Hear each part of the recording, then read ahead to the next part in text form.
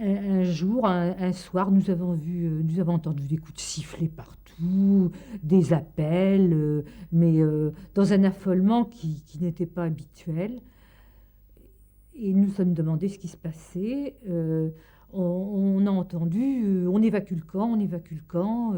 À ce moment-là, nous sommes allés, il n'y a pas eu de distribution de nourriture, nous sommes allés à l'endroit où les pains étaient emmagasinés. C'était à peu près la seule nourriture.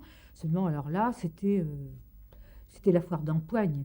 C'était les plus forts qui s'emparaient des pains de la boulangerie, qui prenaient 3 ou 4 pains. Et nous, on s'est trouvés sans le moindre quignon de pain, on n'avait rien du tout. Et ils ont commencé à former des colonnes, mais c'était un peu désordonné. Et sur le coup, on aurait presque pu éviter le départ. Et on a failli se cacher. On a failli se cacher, Simone et moi, dans un bloc en se disant, bon, ben...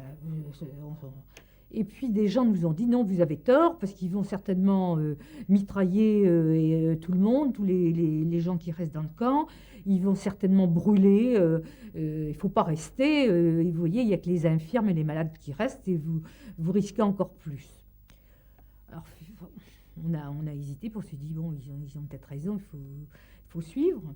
Et ça se passait à la tombée de la nuit. Et alors là, a commencé une marche épouvantable, dans le froid, dans une hauteur de neige épaisse, des talus de neige tout le long. Et on marchait, on marchait, on marchait. On n'avait rien à manger. On crevait de froid. On avait une petite couverture sur le dos. Ça a duré, je sais pas, un jour, une nuit. Et tous les gens qui ne pouvaient pas avancer étaient abattus d'une balle. On les voyait, ils n'étaient pas décomposés parce qu'il faisait tellement froid, ils étaient agrippés le long des talus sur la route. C'était plus possible, quoi. Et alors, on continuait.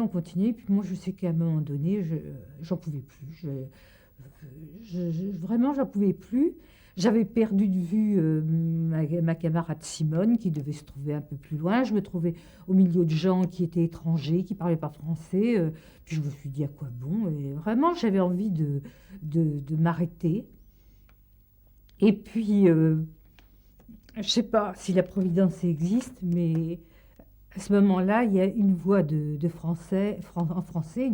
C'était une Belge qui m'a dit, écoute, continue à marcher, tu vois là-bas, il y a une lumière, on va s'arrêter là-bas.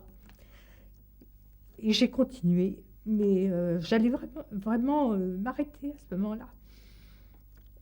Et puis, bon, alors à ce moment-là, c'est reparti et j'ai marché encore pendant, je sais pas, je crois que ça a duré 2 jours, cette marche épouvantable, sans rien.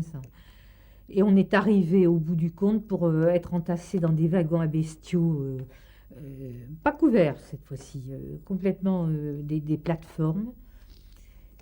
Et on était très nombreux, toujours sans avoir rien mangé ni bu.